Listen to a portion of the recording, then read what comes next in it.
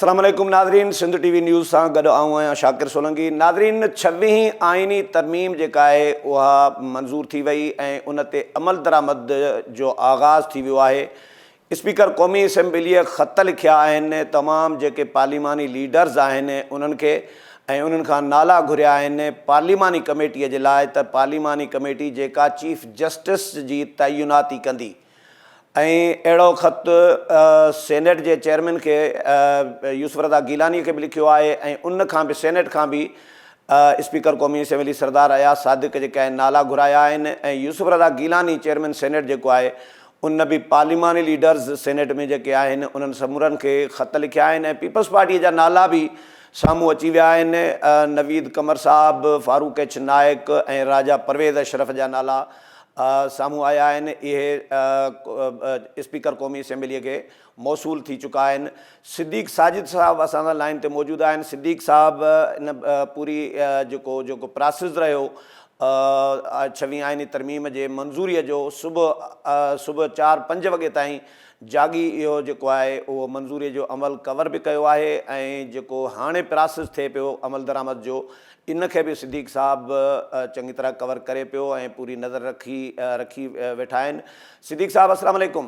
वालेकुम अस्सलाम। सिद्दीक़ साहब, आपने पूरा प्रोसेस कवर भी किया, आंखों से देखा, पूरा हाल हवाल आपके पास है। ये अब जो प्रोसेस शुरू हुआ है, प्रोसेस की क्या अपडेट है, इसके हवाले से पहले बताएं।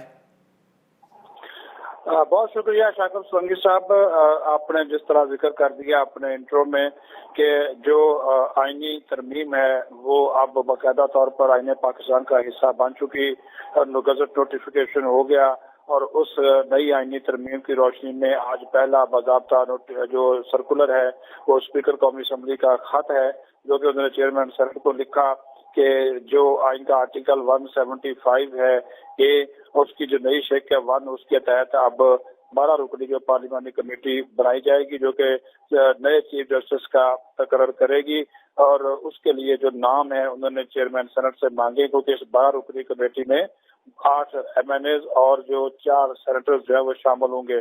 तो चेयरमैन सेनेट ने जैसे ही खत मौसूल हुआ स्पीकर कौमी असेंबली का तो सेनेट सेक्रेटेरिएट ने तमाम जो पार्लिमानी लीडर्स हैं मुख्तलिफ जो सेनेट में मौजूद जमाते हैं उनको खतूत जारी कर दिए। दूसरी तरफ कौमी असेंबली सेक्रेटेरिएट ने भी खतूत जारी कर दिए कि फौरी तौर पर नाम जो है वो दिए जाएं। तो वो नाम आज पीपल्स पार्टी के तो मौसूल हो गए। सेनेट के लिए उन्होंने फारूक नाइक जबकि कौमी असेंबली के लिए उन्होंने राजा परवेज अशरफ, नवीद कमर के नाम जो है वो दे दिए हैं, जबकि थोड़ी देर बाद नून लीग भी अपने नाम दे देगी और कल तक ये पार्लिमानी कमेटी जो है वो तश्कील पा जाएगी। लेकिन इसमें सही एक चीज की मैं वजाहत करना बहुत जरूरी समझता हूँ, ये खबर भी है हमारे नाजरीन के लिए कि जब ये 18वीं तरमीम की रोशनी में जो पार्लिमानी कमेटी बनी थी, आपको याद है, आप मेरे साथ उसको कवर करते रहे हैं, वो 8 रुकनी पार्लिमानी कमेटी थी और उसमें थी तो वैसे वो रबड़ स्टाम्प थी, सिर्फ पोस्ट ऑफिस के तौर पे काम करती थी। जुडिशल कमीशन की जो सिफारिशात आती थी वो जो थी उसके ऊपर मोहर लगा देती थी। लेकिन अब ये जो 12 रुकनी पार्लिमानी कमेटी है ये मुकम्मल तौर पर बाइख्तियार होगी और इसको 3 जो सीनियर मोस्ट जजेस हैं उनका पैनल जो है वो भेजा जाएगा और उसमें से किसी एक को 2/3 अक्सरियत से जो है वो चीफ जस्टिस लगाने की ये मंजूरी देगी। उस वक्त जो थी 8 रुकनी कमेटी उसमें हुकूमत और अपोजिशन की नुमाइंदगी बराबर होती थी, लेकिन अब ये तरीकाकार तब्दील कर दिया गया है। इसके लिए मैं उसी का जिक्र कर रहा था कि उसमें बड़ी खबर ये है कि अब जो नुमाइंदगी होगी वो मुतनासिब नुमाइंदगी के तहत होगी, यानी कि जिस जमात की जितनी नशिस्तें हैं उस हिसाब से पार्लिमानी कमेटी में उनकी नुमाइंदगी होगी। तो हुक्मरान इत्तेहाद जिसमें अब पीपल्स पार्टी यानी कि उनकी हामी है, अगर हम उसमें मोटी मोटी भी बात कर लें तो इस 12 रुकनी कमेटी में जो हुक्मरान इत्तेहाद के पास जो आ जाएगी तादाद वो 8 हो जाएगी। मेरी इंफॉर्मेशन के मुताबिक जो मुस्लिम लीग नून है उसको 3 कौमी असेंबली से अरकान उनके होंगे और 1 उनका सेनेट से होगा, 4 हो गए। पीपल्स पार्टी के 2 कौमी असेंबली से होंगे, 1 कौमी असेंबली 1 सेनेट से होगा, तो 3 ये हो गए, 8 हो गए और 1 जो है वो MQM का होगा یہ 8 کا تعداد جو ہے وہ بن جاتی ہے، اور اگر JUI نے بھی سپورٹ کر دی تو پھر تو یہ تعداد 9 بن جاتی ہے، جبکہ جو سنی اتحاد کونسل ہے ان کے 3 بنتے ہیں، 2 قومی اسمبلی میں 1 سینٹ میں، تو وہ یہ فگر جو ہے وہ پورا ہوتا ہوا وہاں پہ ہمیں نظر جو ہے وہ آ رہا ہے کہ یہ آسانی سے یہ کروا لیں گے، چیف جسٹس کا تقرر جو ہے وہ ہو جائے گا۔ جی صدیق صاحب، جوڈیشل کمیشن جو ہے اس کی بھی اثر نو تشکیل ہوگی، یا جوڈیشل کمیشن جو آلریڈی کام کر رہا تھا، کیونکہ 26ویں آئینی ترمیم کے بعد تو نئی تشکیل ہونی چاہیے؟ ہاں، اس کی بھی نئی تشکیل ہوگی، اور اس کے اندر بھی آپ نے جس طرح چیف جسٹس آف پاکستان اس کے سربراہ ہیں، پھر 3 سینئر موسٹ ججز ہیں وہ اس کے رکن ہیں، پھر 4 جو ہائی کورٹس ہیں ان کے چیف جسٹس اس کے رکن ہیں، پھر بار کونسل کا نمائندہ، وزیر قانون، اٹارنی جنرل، اس کی بھی تشکیل نہ ہوگی۔ اگر اس میں تھوڑی سی کنفیوژن دور کر دوں، وہ سپریم کورٹ کے ججز کی اور ہائی کورٹ کے ججز کی تعیناتی کے لیے ہوگا۔ یہ جو پارلیمانی کمیٹی ہے یہ چیف جسٹس آف پاکستان کا تقرر کرنے جا رہی ہے، اس کی سفارشات چیف جسٹس کے ذریعے نہیں آئیں گی۔ ہاں، وزارت قانون کے ذریعے پارلیمانی کمیٹی جو ہے وہ نام مانگے گی چیف جسٹس سے کہ جناب نام بھیج دیجئے کہ آپ کے بعد کون سے 3 جو سینئر موسٹ ججز ہیں وہ پھر نام آ جائیں گے، اور آپ کو معلوم ہی ہے کہ جسٹس منصور علی شاہ، جسٹس منیب اختر اور جسٹس یحییٰ آفریدی، یہ 3 جو ہیں وہ قاضی فائز عیسیٰ کے بعد ہیں، کیونکہ قاضی صاحب جو ہے انہوں نے خود بھی کہہ دیا کہ وہ انٹرسٹ جو ہے وہ نہیں رکھتے اور وہ ریٹائر جو ہے وہ ہو جائیں گے، اس وجہ سے جو ہے وہ ان تینوں میں سے جو نام میں نے آپ کو بتا دیے کہ ان تینوں میں سے ایک ہوگا، اور پارلیمانی کمیٹی جب ان کے اوپر کسی ایک نتیجے پر کسی ایک نام پر اتفاق رائے کر لے گی تو اس کے بعد پھر جو ہے وہ نام وزیر اعظم کو بھجوایا جائے گا، اور وزیر اعظم ایڈوائز کریں گے پریزیڈنٹ آف پاکستان کو کہ جناب پارلیمانی کمیٹی نے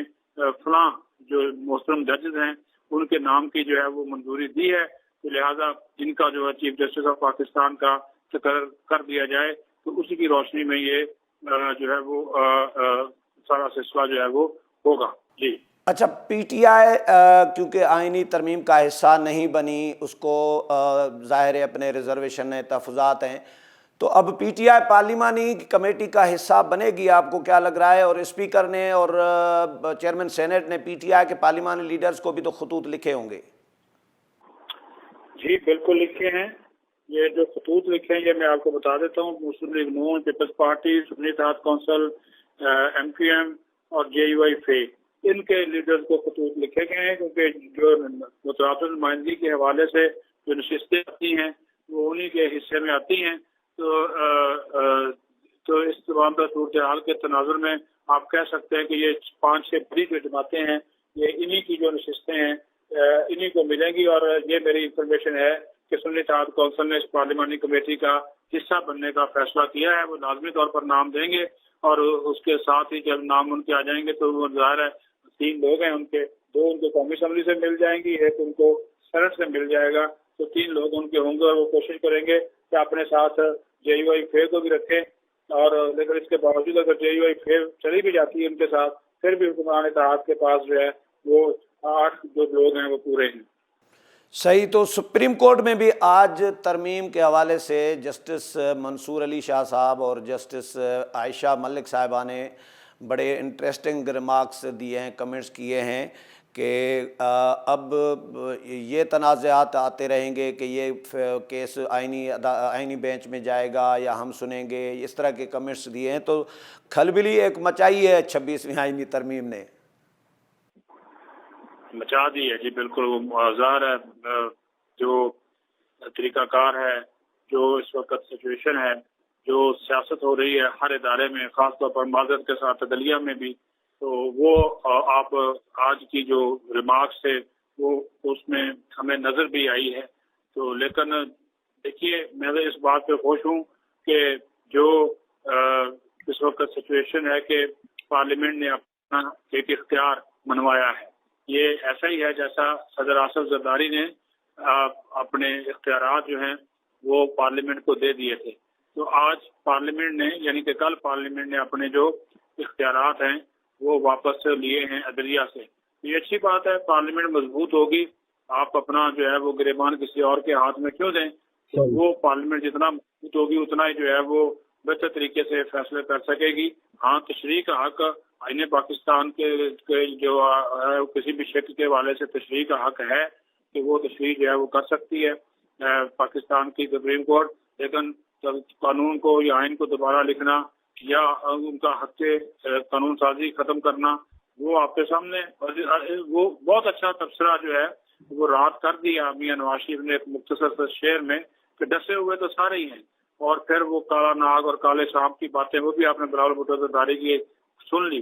तो अच्छी बात है, हम तो कहते हैं जी पार्लियामेंट मजबूत हो, खुद को मजबूत करे, खुद को मजबूत करेंगे तो फिर जो जमहूरियत है और पार्लियामानी जो डेमोक्रेसी है वो आगे बढ़ेगी। रात इतनी बड़ी धुआंधार किस्म की तकारीर हुई, बड़ी तनकीद हुई, ये तमाम जो तमाम चीज़ें थी जो बिलावल भुट्टो ज़रदारी ने बातें की, ख्वाजा आसिफ ने बातें की, मियां नवाज शरीफ ने जो शेर पढ़ा, ये ऐसे हक़ाइक़ थे जिनको कोई झुटला नहीं सकता। और इस पर पीटीआई की जानिब से या पीटीआई के हामियों की जानिब से कोई बयानिया नहीं बना सके, वो इस पर कोई बड़ा रद्द अमल नहीं दे सके, नाकाम रहे हैं। रद्द अमल वो क्या देंगे जी, उनके पास सवाए तनकीद की और क्या है। कोई पते की बात करें या कोई दलाइल से बात करें तो वो रवायती तनकीद, रवायती इल्जामात वो बानी चेयरमैन से बाहर नहीं निकलते। जब उन चीजों से बाहर नहीं निकलेंगे तो अपने आप, असल में वहाँ पे ग्रुप बंदी इतनी है, तकसीम इतनी है, तफरीक इतनी है, इनको पता ही नहीं है कि करना क्या है, करना नहीं जो है वो क्या नहीं करना, वो इनको इल्म ही नहीं है।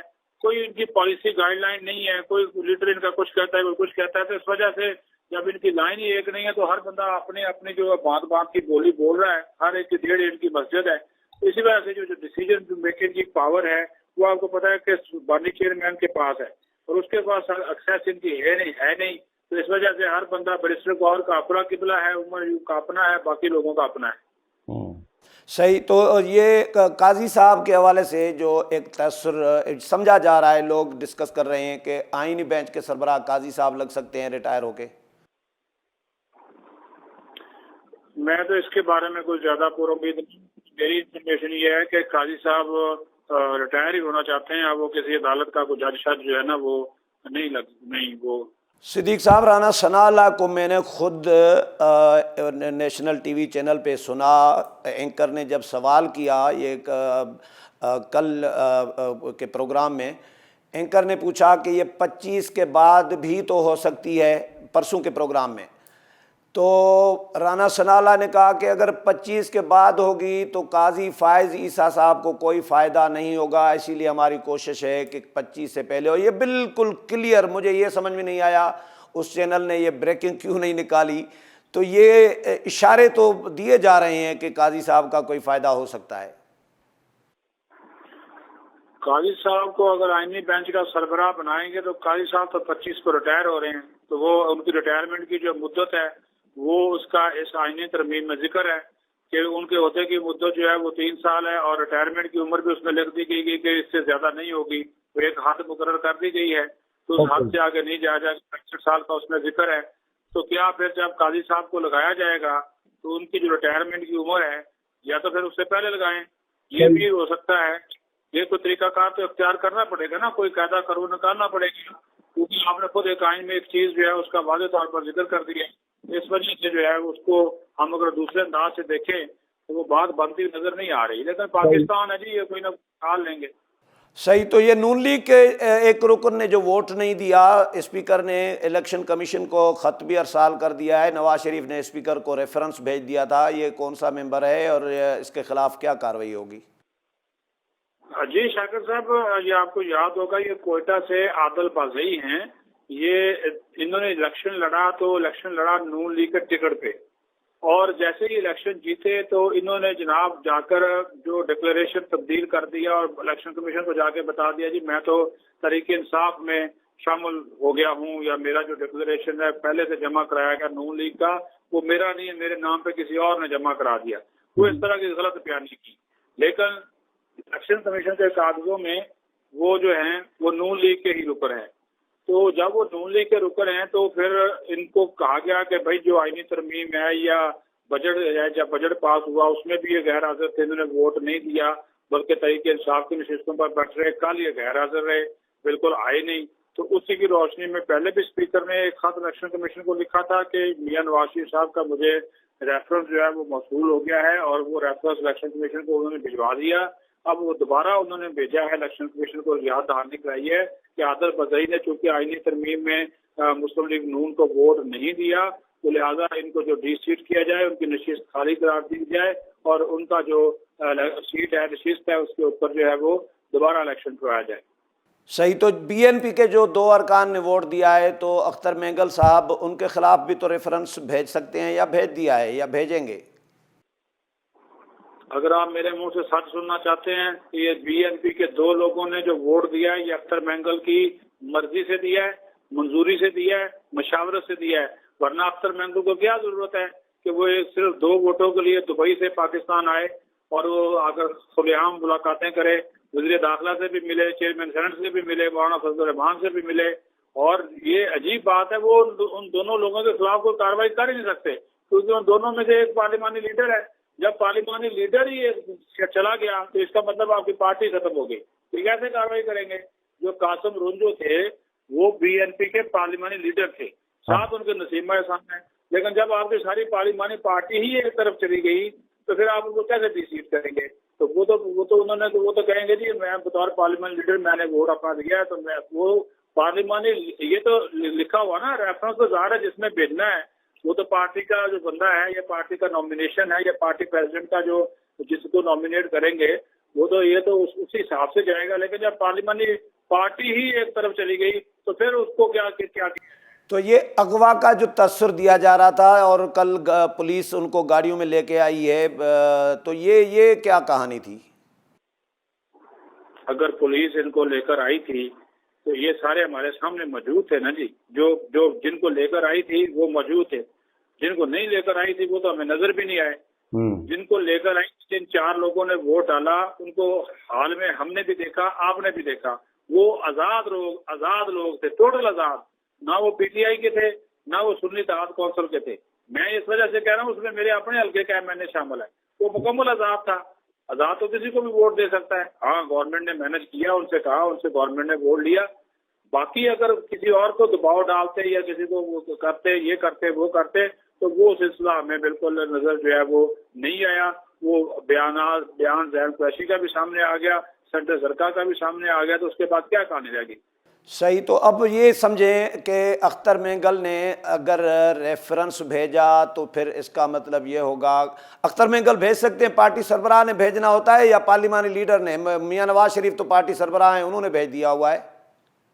पार्टी सरबराह ने ही भेजना होता है, लेकिन क्या पार्लिमानी लीडर को पार्टी सरबराह डी-सीट कर सकता है? ये बड़ा सवाल है, ये बड़ा सवाल है। पार्लिमानी लीडर, जब मैं यही बात आपसे उठाई ना, ये टेक्निकल मामला है, कानूनी मामला है कि क्या पार्लिमानी लीडर को पार्टी प्रेसिडेंट डी-सीट कर सकता है? पार्लिमानी लीडर उसने बनाया हुआ, उसने खुद उसको बनाया हुआ है, तो या तो फिर उसको वापस ले। अब वो कह रहा है जी मैं इसको बरतरफ कर दूंगा, बरतरफ हुआ, ऐसे तो नहीं कर सकते। अगर वो उसने कहा कि ये इस्तीफा नहीं देते हुए उनको बरतरफ करूंगा, ऐसे तो बरतरफ नहीं किया जा सकता।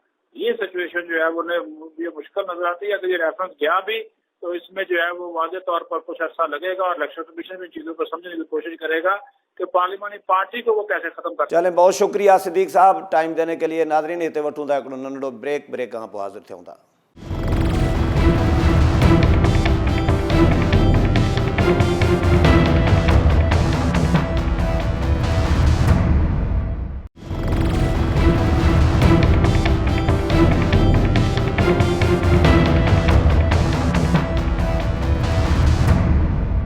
वेलकम बैक नाज़रीन। 26वीं आइनी तरमीम के हवाले से पाण ॻाल्हायूं पिया त अमल दरामद शुरू थी वियो आहे, ऐं पीपल्स पार्टी खां पोइ JUI भी पंहिंजो नालो जेको आहे उहो कामरान मुर्तज़ा जो सेनेटर जेको आहे, ऐं सुप्रीम कोर्ट बार एसोसिएशन जो अॻूणो सदर आहे, उन जो नालो ॾेई छॾियो आहे। मौलाना अताउर रहमान जेको आहे उहो बाज़ाब्ता तौर ते चेयरमैन सेनेट खे यूसुफ रज़ा गीलानी खे इहो नालो मोकिलियो आहे। अॼु ई ॿुधायो वञे पियो त अॼु राति ताईं या केॾी महिल बि पार्लिमानी कमेटी जेका आहे उन जो नोटिफिकेशन थी वेंदो, ऐं सुभाणे जेको आहे पार्लिमानी कमेटीअ जो पहिरियों इजलास थींदो। जहांज़ेब अब्बासी साहब सीनियर तजिया निगार आहिनि, सीनियर जर्नलिस्ट आहिनि, सुप्रीम कोर्ट खे वॾे अरसे खां कवर कनि था। असांखे टेलीफोन लाइन ते जॉइन कयो आहे जहांज़ेब भाई। अस्सलाम वालेकुम। वालेकुम सलाम। جہاں سے بھائی پارلیمانی کمیٹی کی تشکیل کا مرحلہ شروع ہو گیا ہے، اسپیکر نے خطوط بھی لکھ دیے ہیں پارلیمانی رہنماؤں کو، لیڈرز کو کہ نام بھیجیں تاکہ خصوصی 12 رکنی پارلیمانی کمیٹی قائم کی جا سکے جو چیف جسٹس کی تعیناتی کرے گی۔ 3 نام ہیں چیف جسٹس کے لیے، موسٹ سینئر جو ججز ہیں، جسٹس منصور علی شاہ، جسٹس منیب اختر اور justice Yahya Khan Afridi. Supreme court میں کیا چل رہا ہے، کون فیورٹ ہو سکتا ہے؟ دیکھیں اس سے پہلے میرے خیال میں اس پہ بات کرنی چاہیے کہ پاکستان تحریک انصاف جو ہے اس کے اس معاملے کے اوپر کیا حکمت عملی ہے۔ آج جب P T I intra party election case کی سماعت سپریم کورٹ میں چل رہی تھی تو سب سے پہلے اس آئینی ترمیم کا فائدہ لینے کے لیے جو جماعت سامنے آئی وہ پی ٹی آئی تھی۔ ایڈوکیٹ علی ظفر نے سپریم کورٹ میں کھڑے ہو کے چیف جسٹس شالیفہ عیسیٰ کی کورٹ میں یہ کہا کہ آئینی ترمیم ہو چکی ہے، اس لیے آپ ہمارا انٹرا پارٹی الیکشن کا جو کیس ہے اس کو آپ منتقل کر دیں۔ تو اس پہ چیف جسٹس شالیفہ عیسیٰ نے کہا کہ ابھی ہمارے سامنے وہ معاملہ نہیں ہے، ہم نے ترمیم دیکھی نہیں ہے، اس لیے ابھی اس کے اوپر ہم کوئی بات نہیں کر سکتے، آپ کیس چلائیں۔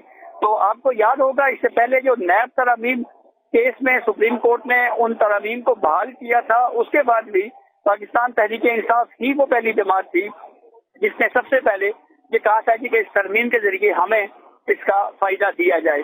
ویسے بھی یہ کہا جاتا ہے کہ قانون یا آئین جو ہے اس کی مثال بارش کی سی ہوتی ہے، جب وہ برستی ہے تو وہ یہ نہیں دیکھتی کہ بنجر زمین یا ریگستان ہے یا سمندر ہے۔ تو دوسری جانب پاکستان تحریک انصاف کی جانب سے یہ بھی فیصلہ ہوا ہے کہ وہ اس پارلیمانی کمیٹی کے لیے اپنے نام بھیجے گی، اور اب آتے ہیں ناموں کے اوپر۔ 3 نام ہیں جو موسٹ سینئر ججز ہیں، جسٹس منصور علی شاہ، جسٹس منیب اختر، جسٹس یحییٰ آفریدی۔ تو ان 3 ناموں کا جائزہ لیا جائے گا ان کے فیصلوں سے، کہ ان کے فیصلے کیا کیا رہے ہیں۔ اب تک کی اطلاعات کے مطابق جسٹس یحییٰ خان آفریدی صاحب کا نام چل رہا ہے as a chief justice of Pakistan کے طور کے اوپر، لیکن یہ جو 12 رکنی کمیٹی ہے اس میں 2/3 اکثریت کے ساتھ جو رائے دی، جو فیصلہ دیا، وہی پھر چیف جسٹس آف پاکستان بنے گا۔ دوسری جانب اگر ہم بات کریں تو کل جو ہے وہ رات 12 بجے تک کی ڈیڈ لائن ہے، کیونکہ کانسٹیٹیوشن میں لکھا ہوا ہے کہ جو پہلے چیف جسٹس کی اپوائنٹمنٹ ہے وہ چیف جسٹس آف پاکستان کی ریٹائرمنٹ سے 3 دن پہلے ہو جانی ہے۔ چیف جسٹس قاضی علی صاحب 25 اکتوبر کو جمعہ کو روز جو ہے وہ ریٹائر ہو رہے ہیں، تو کل کے دن تک نام سپریم کورٹ سے چلے جائیں گے اور پھر اس کے بعد جو کمیٹی ہے وہ جائزہ لے گی۔ اس وقت پاکستان پیپلز پارٹی کے کمیٹی کے حوالے سے نام سامنے آئے ہیں، دیگر پولیٹیکل پارٹیز اس معاملے پہ مشاورت کر رہی ہے، تو ممکنہ طور کے اوپر ہو سکتا ہے آج ہی یہ پروسیس مکمل ہو جائے اور پھر کل سپریم کورٹ سے جب یہ معاملہ آگے جائے گا تو پھر اس کے بعد جو 12 رکنی کمیٹی ہے وہ اس معاملے کو ڈیسائیڈ کرے گی، اور پھر یوں اس آئینی ترمیم کے تحت جو موسٹ سینئر 3 ججز میں سے کسی ایک کا انتخاب ہوگا، اور ہفتے کے روز چیف جسٹس آف پاکستان جو نئے ہوں گے وہ اوتھ لیں گے۔ صحیح، تو یہ آپ کے خیال میں کمیٹی کا کرائیٹیریا کمیٹی کیا رکھے گی؟ ججز کا اپنا پرسنل ایٹیٹیوڈ پر ججز کے فیصلے، یہ ساری چیزوں کا جائزہ لیا جائے گا کمیٹی میں؟ جی بالکل درست بات ہے۔ کمیٹی نے فیصلوں کو مد نظر رکھنا ہے کہ یہ ججز جو ہے ان کے کیا کیا فیصلے ہیں۔ اب جسٹس منصور علی شاہ صاحب کی بات کر لی جائے تو ان کے ڈسکریڈٹ میں 2 فیصلے جن کے اوپر تنقید ہوئی، ایک مخصوص نشستوں سے متعلق کیس کا فیصلہ اور دوسرا فیصلہ ان کا تھا جو سابق آرمی چیف قمر جاوید باجوہ کی مدت ملازمت میں توسیع کے حوالے سے 3 رکنی بینچ نے جو فیصلہ دیا تھا وہ بھی انہوں نے ہی تحریر کیا تھا۔ کچھ فیصلے بہرحال جسٹس منصور علی شاہ کے ایسے بھی ہیں جس میں انہوں نے پارلیمنٹ کی حق کے لیے یا آئین سازی یا قانونی اختیار کے اوپر اس کے حق میں فیصلے دیے ہیں۔ جسٹس منیب اختر صاحب کی اگر ہم فیصلوں کی بات کریں تو ان کی بھی ایک طویل فہرست ایسی ہے جس میں ایسے فیصلے دیے گئے جس کے اوپر نہ صرف بہت زیادہ تنقید ہوئی بلکہ ان فیصلوں کو بعد میں ریورس کیا گیا۔ آرٹیکل 63A کی مثال ہمارے سامنے موجود ہے۔ جسٹس یحییٰ آفریدی صاحب کی طرف اگر آئیں تو جسٹس یحییٰ آفریدی ہمیشہ आर्टिकल 184(3) के बेजा इस्तेमाल के मुखालिफ रहे हैं। इसके अलावा बिल्कुल आईन और कानून के मुताबिक अदालत को उसी के तहत केस को चलाने के ऊपर उनकी तवज्जो रही। कभी गैर जरूरी ऑब्जर्वेशन हमने नहीं देखी कि उनकी जानिब से दी गई हो। तो ये उनका एक ट्रैक रिकॉर्ड बहरहाल है। तो अब इन 3 नामों में से किसी एक नाम के ऊपर जो है वो तय होगा और फिर वो चीफ जस्टिस ऑफ पाकिस्तान।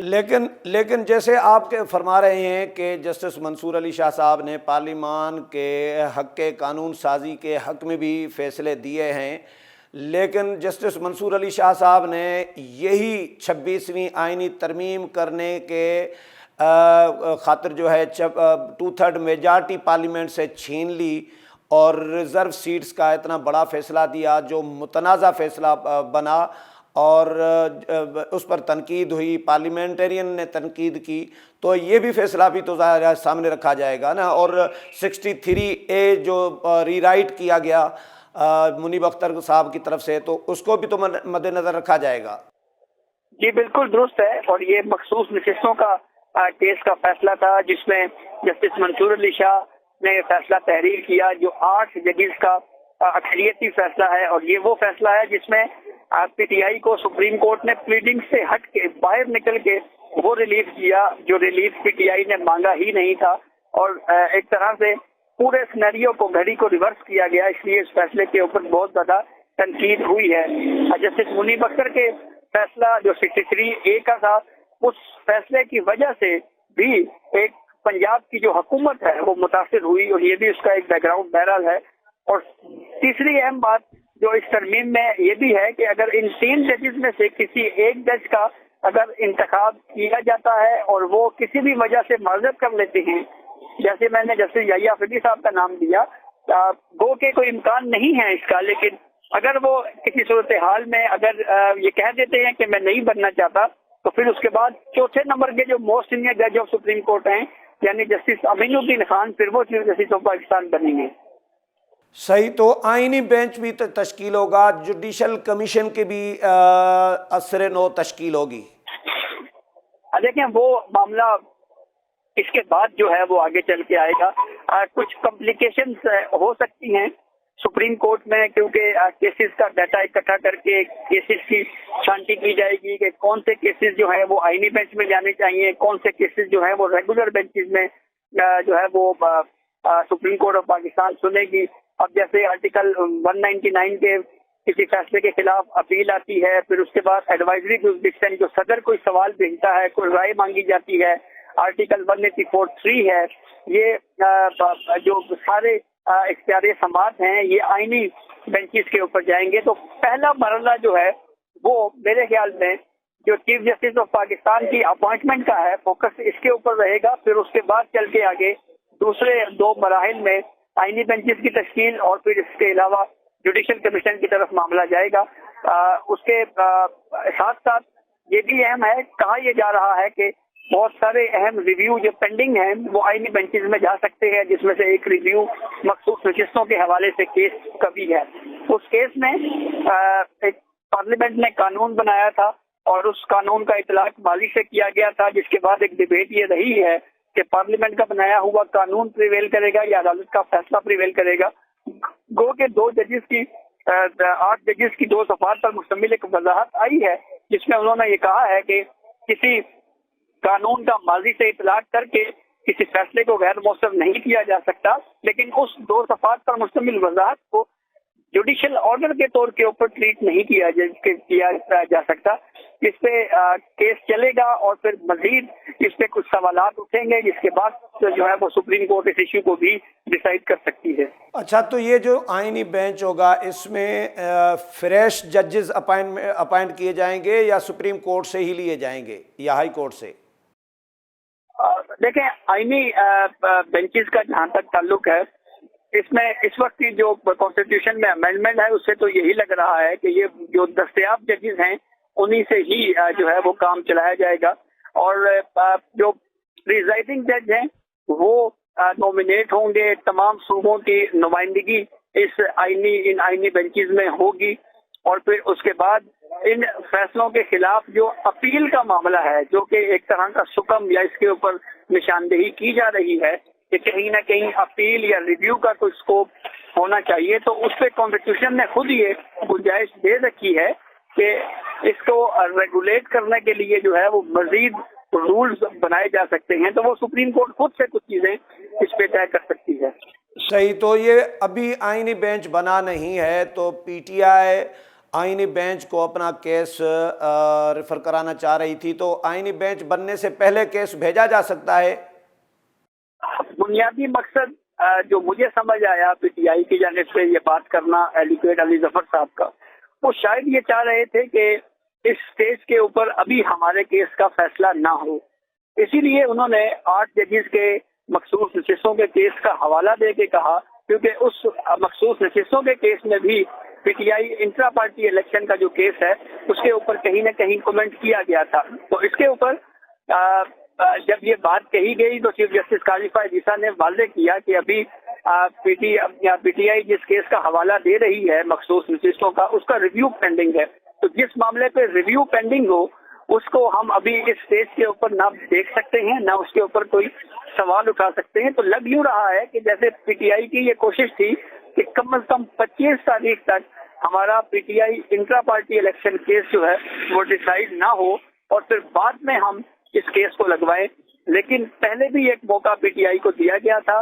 جس میں ایڈوکیٹ حامد خان صاحب، علی ظفر، نیاز اللہ نیازی، بیرسٹر گوہر سمیت 5 وکلاء تھے ان کے، لیکن ان میں سے کوئی وکیل پیش نہیں ہوا، تو اس ہیئرنگ کے اوپر بھی انٹرسٹ آف جسٹس کو سامنے رکھتے ہوئے ایک تاریخ دی گئی تھی، کیس ارجنٹ کیا گیا تھا۔ اس سے پہلے کبھی ایڈوکیٹ علی ظفر صاحب کی ایڈجرمنٹ کی درخواست آئی، کبھی حامد خان صاحب کی ایڈجرمنٹ کی درخواست آئی، تو اس وجہ سے یہ ریویو ڈیلے ہوتا گیا۔ تو ان تمام واقعات کو مد نظر رکھا جائے تو یہ بات معلوم ہوتی ہے کہ پی ٹی آئی یہ چاہ رہی تھی کہ ہمارا ریویو جو ہے وہ ڈیسائیڈ نہ ہو، لیکن ان کی یہ کوشش کامیاب نہیں ہوئی اور سپریم کورٹ نے یہ کہا ہے کہ انٹرا پارٹی الیکشن کیس میں ریکارڈ کے اوپر کوئی غلطی ثابت نہیں کی جا سکی، اس بنیاد کے اوپر اس ریویو کو مسترد کر دیا گیا ہے۔ صحیح، بہت شکریہ جہاں زیب عباسی صاحب ٹائم دینے کے لیے۔ ناظرین، اجو کو پروگرام پنجے पुॼाणीअ ते पहुतो، اگلے پروگرام میں نئے مہمان نئے موضوع سان گڏु حاضر थींदासीं۔ اللہ حافظ۔